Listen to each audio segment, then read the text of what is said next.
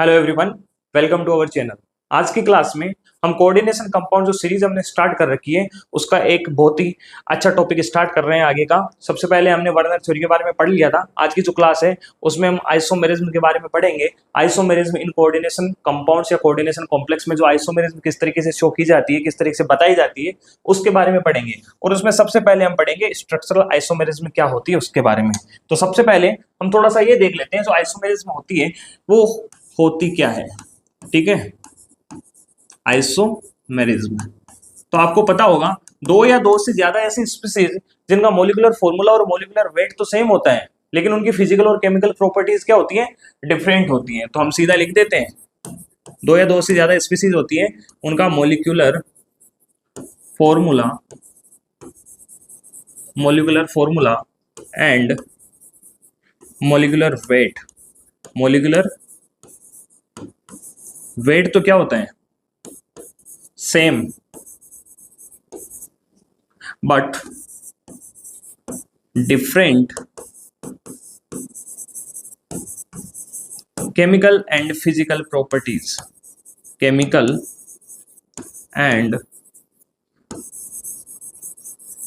Physical properties मतलब जिनकी physical और केमिकल प्रॉपर्टीज होती है वो तो डिफरेंट होती है, but molecular formula and molecular weight same होते हैं। ऐसे स्पीसीज को हम क्या बोलते हैं, आइसोमर बोलते हैं। और इस तरीके का जो फिनोमिना होता है, इस तरीके की जो घटना होती है, इसे हम क्या बोलते हैं, आइसोमेरिज्म बोलते हैं। चलो हम स्टार्ट करते हैं आइसोमेरिज्म के बारे में। आइसोमेरिज्म जब हम कोऑर्डिनेशन कंपाउंड्स के आइसोमेरिज्म पढ़ेंगे तो ये मेनली दो तरीके की होगी। देखो मैंने आपको क्या बताया था कि molecular weight and molecular formula same होता है, लेकिन फिजिकल और केमिकल प्रॉपर्टीज डिफरेंट होती हैं। इसके पीछे रीजन क्या क्या हो सकते हैं, फिजिकल प्रॉपर्टी या केमिकल प्रॉपर्टी डिफरेंट कैसे हो सकती है। तो पहली चीज तो ये होती है कि जिस तरीके से उनके बीच में एटम्स के बीच में बॉन्ड बने होते हैं, उन बॉन्ड में चेंजेस आपको देखने को मिलेगा। मतलब कोई ए एटम है वो किसी बी के साथ में बॉन्ड बना के बैठा है, लेकिन थोड़ी देर बाद में या उसके आइसोमर के अंदर जब देखेंगे तो वही ए सी एटम के साथ में बॉन्ड बना के बैठ जाएगा। तो हम ऐसा बोल सकते हैं कि इनकी जो बॉन्डिंग होती है एटम्स के बीच में वो चेंज हो जाती है आइसोमर्स में। ठीक है, इसके कारण भी केमिकल या फिजिकल प्रॉपर्टीज क्या हो सकती है, आपकी चेंज हो सकती है। इसके अलावा उनका जो 3D अरेंजमेंट होता है, एटम्स का जो 3D अरेंजमेंट होता है वो अलग अलग हो जाता है। जब 3D अरेंजमेंट चेंज हो जाता है तो ऐसी कंडीशन में भी वहां पे फिजिकल और केमिकल प्रॉपर्टीज आपको चेंज देखने को मिल सकती हैं। ठीक है, सबसे पहले स्टार्ट करते हैं। टू और more than two compounds having same molecular formula and same molecular weight but different chemical and physical properties are called isomers and the phenomena is called isomerism. अगर हम बात करें तो दो तरीके की आइसोमेरिज्म आप कोऑर्डिनेशन कंपाउंड में देखने को मिलती है आपको। First is structural isomerism, second is stereo isomerism. ठीक है, आज की जो क्लास है उसमें हम ओनली स्ट्रक्चरल आइसोमेरिज्म के बारे में बात करेंगे। अब स्ट्रक्चरल आइसोमेरिज्म क्या होती है, ऐसे आइसोमर्स या ऐसी स्पीसीज जिनमें मॉलिक्यूलर फॉर्मूला और मॉलिक्यूलर वेट तो समान होता है, लेकिन उनका केमिकल फॉर्मूला या स्ट्रक्चरल फॉर्मूला होता है वो डिफरेंट होता है। ऐसे जो स्पीसीज होते हैं उनको हम क्या बोलते हैं, स्ट्रक्चरल आइसोमर्स बोलते हैं। और इस तरीके का जो फिनोमिना होता है उसे हम बोलते हैं structural isomerism. Structural isomerism mainly हम यहाँ पे 6 टाइप की देखेंगे, इनको हम वन बाय वन पढ़ेंगे। अब 6 टाइप की कौन कौन सी है देखते हैं। पहली है ionisation isomerism, second is hydrate isomerism, third is linkage isomerism, fourth is coordination isomerism, fifth is ligand isomerism और सिक्स्थ इज पॉलीमराइजेशन आइसोमेरिज्म। इनको हम वन बाय वन पढ़ते हैं। सबसे पहले हम देखते हैं कि आयनाइजेशन आइसोमेरिज्म क्या होती है। एक हम यहाँ पे एग्जांपल लेते हैं, CO NH3 5 Cl CO NH3 5 Cl और ये कोऑर्डिनेट ब्रैकेट लग गया और इसके बाहर की तरफ प्रेजेंट है मान लीजिए SO4। ठीक है, तो देखो इस तरीके के कंपाउंड्स में क्या होता है आप देख सकते हो। एक तो आपके पास में कोऑर्डिनेशन स्फीयर है, एक है आयनाइजेशन स्फीयर। इसके बारे में आपको पता होना चाहिए। आयनाइजेशन जो स्फीयर होता है वो हमको प्राइमरी वैलेंसी के बारे में बताता है। कौन सी वैलेंसी के बारे में बताता है, प्राइमरी वैलेंसी के बारे में। और जो कोऑर्डिनेशन स्फीयर होता है इसमें जो प्रेजेंट लिगेंड होते हैं, जो कोऑर्डिनेट बॉन्ड होते हैं, वो आपको सेकेंडरी वैलेंसी के बारे में बताते हैं। यही तो होता है। अब मान लीजिए जो आयनाइजेशन स्फीयर है उसका कोई लिगेंड कोऑर्डिनेशन स्फीयर में प्रेजेंट लिगेंड को क्या कर देता है, रिप्लेस कर देता है। या फिर इसको हम ऐसे भी तो बोल सकते हैं कि प्राइमरी वैलेंसी वाला कोई लिगेंड है वो सेकेंडरी वैलेंसी वाले किसी लिगेंड को रिप्लेस कर दे, तो इस तरीके की जो आइसोमेरिज्म होती है ना उसे हम क्या बोलते हैं, आयनाइजेशन आइसोमेरिज्म। इसके अलावा सिंपल शब्दों में अगर बात की जाए तो हम ये भी बोल सकते हैं कि जो आयनाइजेशन स्फीयर का या कोऑर्डिनेशन स्फीयर के बाहर जो भी आयन प्रेजेंट है जो लिगेंड की तरह बिहेव करता है वो क्या करता है, कोऑर्डिनेशन स्फीयर के अंदर आ जाता है और कोऑर्डिनेशन स्फीयर के अंदर से किसी अच्छे लिविंग ग्रुप वाले लिगेंड को क्या कर देता है, बाहर कर देता है। अगर ऐसी कंडीशन बनी तो क्या बन सकता है, CO NH3 5 और आगे देखो इस Cl को SO4 ने हटा दिया तो SO4 तो आ गया मान लो अंदर और बाहर कौन चला गया, Cl। तो इस तरीके की जो आइसोमेरिज्म आपको देखने को मिलती है इसे हम क्या बोलते हैं, आयनाइजेशन आइसोमेरिज्म बोलते हैं। देखो in this type of isomerism when ligand are linked to the primary valency, जो प्राइमरी वैलेंसी वाला जो लिगेंड है वो क्या करता है, is replaced by the ligand और आयन हैविंग सेकेंडरी वैलेंसी, मतलब सेकेंडरी वैलेंसी वाला जो आयन है उसको रिप्लेस कर दिया जाता है, सेकेंडरी वैलेंसी वाले लिगेंड को रिप्लेस कर दिया जाता है। तो हम ये भी तो बोल सकते हैं कि ये दोनों इंटरचेंज हो रहे हैं, तो ऐसा भी तो बोल सकते हैं जो प्राइमरी वैलेंसी लिगेंड है और सेकेंडरी वैलेंसीज है ये दोनों आपस में क्या होती है, इंटरचेंज होती है।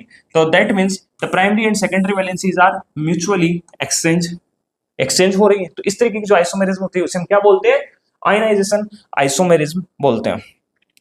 इसके बाद में हम बात करते हैं हाइड्रेट आइसोमेरिज्म की। ये भी एक तरीके की आयनाइजेशन आइसोमेरिज्म ही होती है, लेकिन इसमें आपको बस इतना सा ध्यान रखना है जो कोऑर्डिनेशन स्फीयर होता है उसके अंदर जो लिगेंड प्रेजेंट होता है वो एक्वा लिगेंड होना चाहिए, या फिर ऐसा बोल सकते हैं कि कोऑर्डिनेशन स्फीयर के अंदर वाला जो एक्वा लिगेंड है वो रिप्लेस कर दिया जाता है किसी प्राइमरी वैलेंसी वाले लिगेंड के द्वारा। जैसे यहाँ पे हम एक एग्जांपल लेते हैं, CO H2O6 और बाहर की तरफ हम ले लिया Cl3। आप देख सकते हो कोबाल्ट +3 ऑक्सीडेशन स्टेट में। अब मान लीजिए मैंने यही तो बोला है हाइड्रेट का मतलब भी क्या होता है, एक्वा होता है, कोऑर्डिनेशन स्फीयर होता है उसके अंदर एक्वा लिगेंड है वो बाहर चला जाएगा और बाहर से कोई लिगेंड क्या हो जाएगा, अंदर आ जाएगा। तो जब इसको हम बनाएंगे तो क्या बन सकता है, या इसका आइसोमर हम बनाएंगे तो क्या बन जाएगा, COH2O5। भाई एक तो H बाहर, एक H2 तो मॉलिक्यूल बाहर चला गया ना, एक निकल के, और एक Cl क्या हो गया, अंदर आ गया। तो एक Cl अंदर आ गया और बाहर की तरफ क्या रह गया, एक तो H2O का मॉलिक्यूल रह गया और दो क्या रह गए, Cl2। तो इस तरीके की जो आइसोमेरिज्म होती है जिसमें ये भी बोल सकते हैं कि प्राइमरी वैलेंसी वाला जो लिगेंड होता है वो क्या करता है, किसी सेकेंडरी वैलेंसी वाले एक्वा लिगेंड को रिप्लेस कर देता है। It is similar as ionization isomerism, but the difference is the ligand which is replaced is water और aqua ligand। ठीक है, तो इस तरीके से हमारी हाइड्रेट आइसोमेरिज्म हो गई। इसके बाद में थर्ड आती है हमारी लिंकेज आइसोमेरिज्म। देखना जो लिंकेज आइसोमेरिज्म होती है वो इस तरीके के कोऑर्डिनेशन कंपाउंड में आपको देखने को मिलेगी जिन कोऑर्डिनेशन कंपाउंड में एम्बिडेंटेड लिगेंड प्रेजेंट होना चाहिए। ठीक है, अब एम्बिडेंटेड लिगेंड क्या होता है, देखो एम्बिडेंटेड आया ना, एम्बिडेंटेड लिगेंड क्या होता है, ऐसे लिगेंड जिनमें एक से ज्यादा डोनर साइट्स होती है कोऑर्डिनेट बॉन्ड बनाने के लिए, लेकिन एट द सेम टाइम केवल एक ही डोनर साइट होती है जो कोऑर्डिनेट बॉन्ड बनाती है, इसके अलावा जो बाकी जो भी साइट्स होती है वो कोऑर्डिनेट बॉन्ड नहीं बनाती है। जैसे यहाँ पे हम एक एग्जांपल लेते हैं NO2 का। NO2 की जब स्ट्रक्चर की बात करते हैं तो कुछ इस तरीके की होती है। आप यहाँ पे देख सकते हो ऑक्सीजन ने अपना ऑक्टेट कंप्लीट करने के लिए, भाई देखो ऑक्सीजन और नाइट्रोजन के बीच में एक सिंगल बॉन्ड बना हुआ है, इसका मतलब ऑक्सीजन के पास में टोटल 7 इलेक्ट्रॉन हुए थे और 7 हुए, तो इसलिए अपना ऑक्टेट कंप्लीट करने के लिए एक इलेक्ट्रॉन बाहर से लिया और इस पर नेगेटिव चार्ज आ गया। नाइट्रोजन के पास में एक लोन पेयर प्रेजेंट है अभी भी। तो ध्यान रखना यहाँ पे क्या हो सकता है, ये जो नाइट्रोजन है ना, या तो ये अपना लोन पेयर देगा किसी मेटल आयन को, और अगर ये नहीं देगा तो उस टाइम कौन देगा, ऑक्सीजन देगा, लेकिन दोनों साथ में नहीं देंगे। ठीक है, इस तरीके के जो लिगेंड्स होते हैं उन्हें हम क्या बोलते हैं, एम्बिडेंटेड लिगेंड्स बोलते हैं। चलो हम एक एग्जांपल देखते हैं, CO NH3 NO2। ध्यान रखना NO2 लिखा है, नाइट्रोजन अपना लोन पेयर किसको दे रहा है, अभी इसको कोबाल्ट को दे रहा है। ठीक है, इसके बाहर चार्ज कितना आएगा, NO2 माइनस है, यहाँ पे आ जाएगा +2। ठीक है, अब देखना इसका जब हम आइसोमर बनाएंगे तो किस तरीके से बनाएंगे। एक बार नाइट्रोजन ने अपना लोन पेयर दे दिया है, लेकिन अगर नाइट्रोजन की जगह ऑक्सीजन अपना लोन पेयर दे दिया तब कैसी परिस्थिति बनेगी उसके बारे में बात करते हैं। देखो CO यहाँ पे आ गया NH3 5 भाई NH3 तो मोनोडेंटेट लिगेंड है ना। अगर नाइट्रोजन की जगह ऑक्सीजन ने अपना लोन पेयर दे दिया तो इसे हम क्या लिखेंगे, ONO लिखेंगे। ऊपर चार्ज कितना है, +2। जो इस तरीके की जो आइसोमेरिज्म होती है जिनमें एम्बिडेंटेड लिगेंड प्रेजेंट होता है और उसमें एक कंपाउंड में तो एक डोनर साइट अपना लोन पेयर दे रही है, लेकिन दूसरे कंपाउंड में क्या होता है, वो डोनर साइट चेंज हो जाती है एम्बिडेंटेड वाली, ठीक है। तो इस तरीके की जो आइसोमेरिज्म होती है उसे हम लिंकेज आइसोमेरिज्म बोलते हैं। This type of isomerism is represented by ambidentate ligand. That means in this type of isomerism the donor site या atom of ambidentate ligand will be changed. देखो चेंज हो गया ना, यहाँ पे नाइट्रोजन अपना लोन पेयर दे रहा है, यहाँ पे ऑक्सीजन अपना लोन पेयर दे रहा है। तो इस तरीके की जो आइसोमेरिज्म होती है उसे हम क्या बोलते हैं, लिंकेज आइसोमेरिज्म बोलते हैं। उसके बाद में हम देखते हैं कोऑर्डिनेशन आइसोमेरिज्म।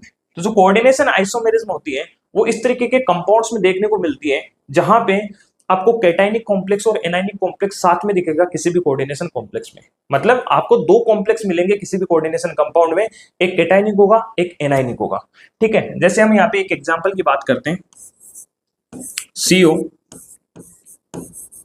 NH3 उसके अलावा हो सकता है CrCN6। ये एक पूरा का पूरा क्या है, कोऑर्डिनेशन कंपाउंड है, ठीक है। अब देखो यहाँ पे CONH3 है, कोबाल्ट यहाँ पे +3 ऑक्सीडेशन स्टेट में है तो यहाँ पे +3 आ गया। ये जो क्रोमियम है ये भी +3 में है, इसलिए यहाँ पे क्या लेके आना पड़ेगा हमें, -3। देखो CN6 है तो माइनस का 6 जब बाहर जाएगा तो प्लस का 6 हो जाएगा, प्लस के 6 में से माइनस के 3 निकल जाएंगे तो प्लस का 3 बच जाएगा, और क्रोमियम की ऑक्सीडेशन स्टेट कितनी आ जाएगी, +3 आ जाएगी, ठीक है। तो ये पूरा का पूरा एक कोऑर्डिनेशन कंपाउंड है। मैंने क्या बोला कि इस तरीके के कोऑर्डिनेशन कंपाउंड जिनमें आपको कैटायनिक और एनायनिक कॉम्प्लेक्स दोनों देखने को मिले, और कैटायनिक और एनायनिक कॉम्प्लेक्स के जो लिगेंड है ना वो आपस में इंटरचेंज कर जाए। किस तरीके से देखते हैं, अगर मान लीजिए यहाँ पे जो CO है इसके साथ में इतनी देर NH3 जुड़ा हुआ था, लेकिन NH3 की जगह अगर CN यहाँ पे आके जुड़ जाए तो CN6 हो जाएगा, और 6 होते ही यहाँ पे -3 लग जाएगा। इसके अलावा दूसरा क्या हो जाएगा, ये क्रोमियम है, ये लो भाई क्रोमियम, और इसके साथ में NH3 जुड़ जाएगा तो NH3 कितने आ गए, 6, और यहाँ पे +3। तो आपने क्या देखा, ये कौन सा कॉम्प्लेक्स है, कैटायनिक,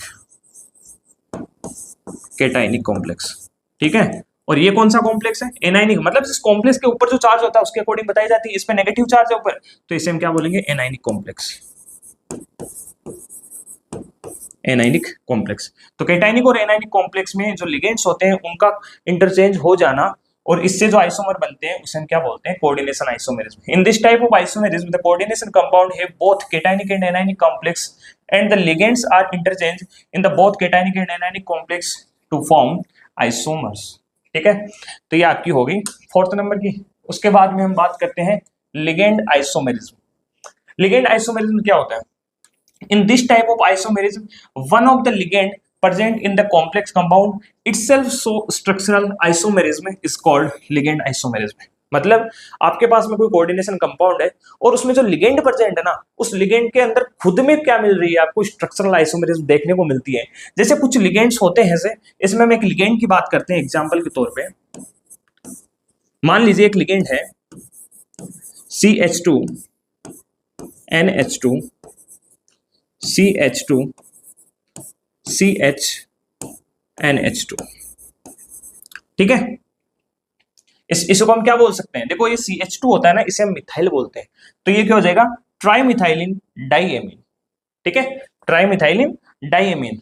अब अगर इसी को भाई एक आपके पास में ऐसा कॉम्प्लेक्स है जिसमें क्या हो रहा है, एक ऐसा कॉम्प्लेक्स है जिसमें क्या हो रहा है, ये एज ए लिगेंड बिहेव कर रहा है। मान लो ये नाइट्रोजन इसने अपना लोन पेयर दे रखा है, इस नाइट्रोजन ने अपना लोन पेयर दे रखा है किसी मेटल आयन को, तो ये क्या है, एक बाइडेंटेड लिगेंड है। अब मान लीजिए अभी तो परिस्थिति ऐसी बनी हुई है कि एक CH2 बीच में है और दोनों कॉर्नर वाले जो टर्मिनल्स कार्बन है उन पे एक एक NH2 ग्रुप जुड़ा है, लेकिन यहाँ पे ऐसा भी तो हो सकता है CH, देखो ये CH2 नहीं है, ध्यान रखना इसका, ये CH ही है ओनली। अब देखना अगर हम बात करें, एक तो CH के ऊपर NH2 जुड़ा हुआ है और दूसरा NH2 कहां पे जुड़ गया आपका, इस CH पे आके जुड़ गया, ठीक है, और इधर आपका CH3 खाली रह गया। देखो इसमें टर्मिनल के ऊपर 2 NH2 जुड़े हुए थे, इसमें एडजेसेंट पोजीशन के जो कार्बन है उन पे 2 NH2 जुड़े हैं। अब इसने अपना लोन पेयर दिया किसी मेटल आयन को, इसने अपना लोन पेयर दिया किसी मेटल आयन को, तो इस तरीके की जो कंडीशन होती है, मतलब जो लिगेंड है ना वो खुद स्ट्रक्चरल आइसोमेरिज्म शो कर रहे हैं, इस तरीके के जो आइसोमर होते हैं उनको हम क्या बोलते हैं, लिगेंड आइसोमेरिज्म बोलते हैं। इसके बाद में हम बात करते हैं पॉलीमराइजेशन आइसोमेरिज्म के। चलो इसके बारे में भी देखते हैं, पॉलीमराइजेशन आइसोमेरिज्म। इसके बारे में देखो, in this type of isomerism the empirical formula of the complex compound is same. मतलब जो कॉम्प्लेक्स कंपाउंड है दो आपके पास में, उनका एम्पिरिकल फॉर्मूला तो सेम है, ठीक है, but the molecular formula is different. मतलब मॉलिक्यूलर फॉर्मूला डिफरेंट है लेकिन एम्पिरिकल फॉर्मूला सेम है, इज कॉल्ड पॉलीमराइजेशन आइसोमेरिज्म। अगर हम इस तरीके के एक एग्जांपल की बात करते हैं तो देखना, PtCl2 NH3 की फॉल्ट वाइज, एक तो आपने ये ले लिया और वहीं पे एक और आपने कॉम्प्लेक्स ले रखा है, वो है PtCl4 NH3 दो कंपाउंड आपने देखो, ये भी एक कॉम्प्लेक्स है, ये भी एक कॉम्प्लेक्स है, ठीक है। तो हम इन दोनों की बात करते हैं, हम यहाँ पे इंपिरिकल फॉर्मूला की बात करते हैं। इंपिरिकल फॉर्मूला का मतलब क्या होता है, किसी भी कॉम्प्लेक्स कंपाउंड में जितने एटम प्रेजेंट है उनका जो रेशियो है नंबर ऑफ एटम्स का, उस रेशियो को हम कितना इजी कर सकते हैं। जैसे देखो इसमें आपके पास में एक तो Pt प्रेजेंट है, एक Cl प्रेजेंट है और एक NH3 प्रेजेंट है, तीन तरीके के एटम्स प्रेजेंट है, मॉलिक्यूल प्रेजेंट है, सॉरी। देखो Pt कितना है, एक है, Cl2 कितना है, दो है, और NH3 भी कितने हैं, दो है। तो ये क्या बन गया, 1:2:2। क्या इसको और हम कम कर सकते हैं, नहीं कर सकते, क्योंकि यहाँ पे 1 आ गया है। ये क्या होता है, ये इंपेरिकल फॉर्मूला है, ठीक है। इसकी बात करते हैं, इसमें देखो, इसमें भी हमें क्या करना है, Pt को ले लो, इसके साथ में रेशियो Cl और NH3। आप देखना Pt कितने हैं दोनों में, चेंज कर लेते हैं हम कलर। Pt 2 है, देखो एक ये रहा, एक ये रहा। Cl कितने हैं, 4 है, और NH3 कितने हैं, 4 है। क्या इसको हम और कट पिट के कम कर सकते हैं, इसको देखो 2 से डिवाइड करेंगे तो ये हो जाएगा 1:2:2। तो ये इसका इंपिरिकल फॉर्मूला हो गया, और इधर इंपिरिकल फॉर्मूला क्या हुआ, ये हुआ। दोनों को क्या इंपिरिकल फॉर्मूला सेम है, हम बोलेंगे बिल्कुल सेम है। हमने यही तो बोला है पॉलीमराइजेशन आइसोमेरिज्म में, भाई दो कॉम्प्लेक्स कंपाउंड है, उनका इंपिरिकल फॉर्मूला तो सेम होता है लेकिन मॉलिक्यूलर फॉर्मूला डिफरेंट होता है। इस तरीके के जो आइसोमर्स होते हैं उन्हें हम क्या बोलते हैं, पॉलीमराइजेशन आइसोमेरिज्म बोलते हैं। तो इस तरीके से हमने कोऑर्डिनेशन कंपाउंड्स में जो आइसोमेरिज्म होती है, स्ट्रक्चरल आइसोमेरिज्म है, उसको कंप्लीट किया है। नेक्स्ट क्लास जो आएगी उसमें हम optical isomerism, sorry stereo isomerism complete करेंगे। और आपको मैं बता दूं, जो भी इंग्लिश मीडियम के स्टूडेंट है उनके लिए ये नोट्स मेरे हिसाब से सफिशिएंट है, और हिंदी मीडियम के जो स्टूडेंट है उनके लिए ये जो नोट्स हैं, चाहे हिंदी मीडियम हो चाहे इंग्लिश मीडियम हो, दोनों की बात कर रहा हूँ, इनके नोट्स आपको टेलीग्राम चैनल पे प्रोवाइड करवा दिए जाएंगे। और टेलीग्राम चैनल है उसका लिंक आपको डिस्क्रिप्शन में मिल जाएगा वीडियो के, वहां से आप ज्वाइन कर लीजिए और अपने नोट्स वहां से आप ले सकते हो। नेक्स्ट क्लास में हम क्या पढ़ेंगे, स्टीरियो आइसोमेरिज्म के बारे में, ओके। और एक बात और बतानी है, इसी ग्रुप के नाम से, दादीज ग्रुप ऑफ एजुकेशन नाम से हमारी एक एप्लीकेशन भी है प्ले स्टोर पे, वहां पे जाके आप उसको डाउनलोड कर सकते हो। उस पर आपको फ्री नोट्स भी अवेलेबल मिलेंगे, इसके साथ में आपको पेड सब्सक्रिप्शन भी वहां पे देखने को मिलेंगे, जिसमें आप 1st to 6th सेमेस्टर तक जिस भी सेमेस्टर की आप तैयारी कर रहे हो उससे रिलेटेड आपको कंप्लीट वीडियोज, कंप्लीट नोट्स वहां पे आपको प्रोवाइड करवाए जाएंगे, ओके। अगर आपको वीडियो अच्छा लगा हो तो प्लीज सब्सक्राइब कर दीजिए चैनल को, लाइक कर दीजिए वीडियो को, ओके। Thank you.